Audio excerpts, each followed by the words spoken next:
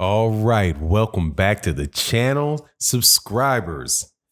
Andre Ward gets Fighter of the Decade over Floyd Mayweather Jr. from Sports Illustrated, and its very unique head boxing writer, Chris Mannix.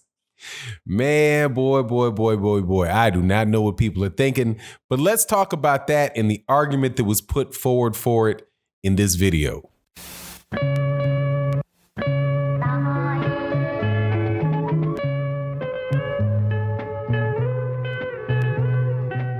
All right, welcome back to the channel, subscribers. If you are not subscribed, please subscribe and hit the bell icon so you can be notified of when we release more videos. And also want to say special thank you to everybody that has joined the channel. Thank you guys so much. We got a new couple people that joined yesterday. So much appreciate you guys in the LDBC as you join the channel. It is much appreciated. Also, thank you to everybody that supports over there on the Patreon. We've got a couple new videos up that we just did. I said this is the year that we're really going to try to increase the quality of the Patreon. So we've got a rewatch series over there. We also got where we chop it up about subjects related to life and use boxing as an example of, you know, how those things kind of play out. Also, we've got a new weekly series we're putting out, which is going to be called The Whole Story. And that we're going to put out weekly, very sophisticated productions. I think that you're really going to like it. We just contracted with somebody to help in the production. So thank you guys so much for your support, and we're going to put that content out. Also, thank you to everybody that supports on the live streams Monday through Friday, and OG Boxing Talk, pretty much the centerpiece of the YouTube boxing content that we put out with my co-host Blood Boxing, KQKC Boxing, and Trap House Boxing. Okay, man, I know that's a bit of a long intro, but I want to let you guys know what's really going on with the channel and the stuff that we're doing in boxing. 2020 is going to be a great year, man. We're really upping and pushing it. We're pushing it forward. So now I get to talk about, man, the subject of this video. Man, first of all, Andre Ward is one of my favorite fighters ever. Okay, one of my favorite fighters ever. I think that he is man, I really like him as a person. I loved him as a fighter. I think that he was, from the time that Floyd Mayweather Jr. retired, after the Andre Berto fight, that Andre Ward became the number one top pound for pound guy in boxing for me, man. He has not, he didn't lose a fight from the time that he's 12 years old. He had, just an excellent fighter, man. I like the guy a lot. I like him as a person more than I necessarily, than I like Floyd Mayweather Jr. The personality of Floyd Mayweather Jr. outside the ring, yeah, it kind of throws me off a little bit, man. I think the dude is a little bit, narcissistic, definitely egotistical, a little too flamboyant for my taste.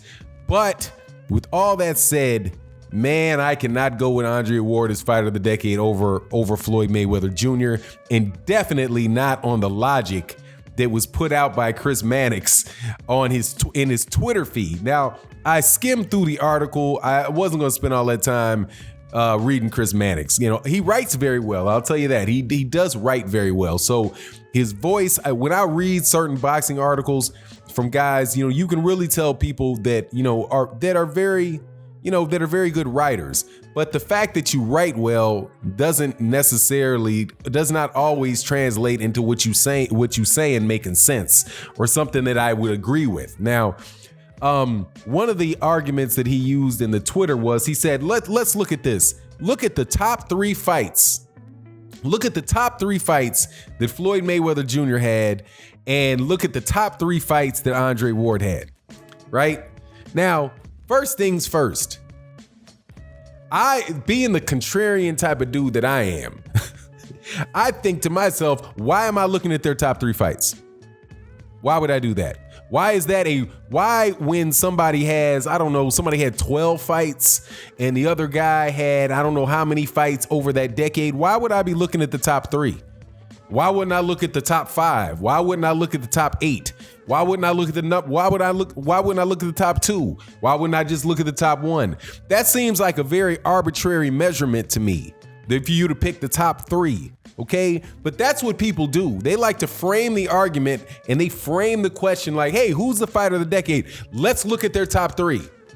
Hey, well, nah, how about we just look at the whole thing? How about we look at all of them? How about we look at one? You know what I mean? So the way that he did it, I was like, you're picking a criteria that you believe will help your case.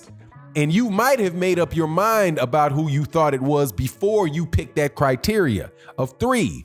So kind of threw me off with that, man. I thought that, if I was speaking to somebody and they wanted to debate that topic with me, the first thing I would do is flush the concept that you get to that somehow the top 3 or just the one is the criteria. It's the body of work for me, the body of work, right? Now, if you do, though, just for the sake of argument, look at the top 3 fights between them, you have Sergey Kovalev, you have probably Chad Dawson and Carl Froch for Andre Ward. For Floyd Mayweather Jr., you have Manny Pacquiao, you have Canelo Alvarez, you have Juan Manuel Marquez. Now, of the victories that Floyd Mayweather Jr. received, Floyd Mayweather Jr. beat 2 other guys that were considered to be candidates for fighter of the decade. Andre Ward didn't do that. You know what I mean? So I'm not even sure. Number one, the argument that you should look at the top 3 victories is a dubious and self-serving criteria, in my opinion. But then when you look at it, the analysis really doesn't hold water for me. I think that this is something called the Yale School.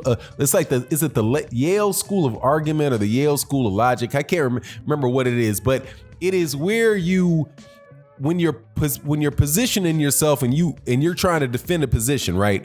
You figure out what you think is right, and then you build an argument to support that. It's the opposite of you look at the facts and then you come out of the facts with something that you believe then you come with your conclusion. So to say that more succinctly, that your conclusion dictates your argument, right? But in the other side of it, the more efficient way that I think is the reasonable way to do it is that the facts should dictate your conclusion, right? Not your conclusion dictate the facts that you want to believe are relevant or not. But Andre Ward is not a bad choice for it if it wasn't Floyd Mayweather Jr. And this is, for me, man, I'm telling you, I just find it really, really funny that Floyd Mayweather Jr., who clearly is in this century, right, from 2000 to 2020, has got to be considered the top fighter to fight in that time frame, man. It's hard for me to imagine somebody that really did do more from 2000 to 2020. Right now, it just so happens that the meat of the excellent work that he did probably came between 2003 and 2015, right? Came around, that period of time, and it split the decade. But the idea that he would not win Fighter of the Decade in from either 2000 to 2009 or from 2010 to 2019, it's just very hard for me to get my head around that. But Andre Ward, without a doubt, is an excellent, excellent fighter. I don't know, though, that Andre Ward really what he's done in that decade really stands out above what Deontay Wilder did during that decade. From 2015 to 2020, he held down the heavyweight championship for half of a decade. He was undefeated with 23 fights. I don't think Andre Ward had more than 12 fights in that period of time because Andre Ward went periods of time of being inactive, right? But just the amount of wins, the amount of the knockout percentage, the length of his reign, I would think would put Deontay Wilder in the conversation as well. But for me, and just to show you, I like Andre Ward more than I like Floyd Mayweather Jr. So if I was really trying to be, if this was any bias in my opinion in this one, it would lean towards Andre Ward, because I like Andre Ward more than I like Floyd Mayweather Jr. But when you have pretty much what so far has been the fight of the century, the biggest fight of the decade, right, is the Floyd Mayweather Jr. Manny Pacquiao, the biggest win against against somebody that, was, considered by most people to be the toughest fight, which was Manny Pacquiao. A lot of people thinking Manny Pacquiao was going to win. Now, Andre Ward against Kovalev was that way as well, and I think he won the first fight. Matter of fact, screw that. He did win the first fight. You guys that think he didn't win the first fight, go read BoxRec and just, sulk over BoxRec. And then he knocked him out the second time, man. It's a strong case for Andre Ward, but it's just not enough for me. Anyway, you let me know what you think in the comment section. And with that, I'm out. Peace.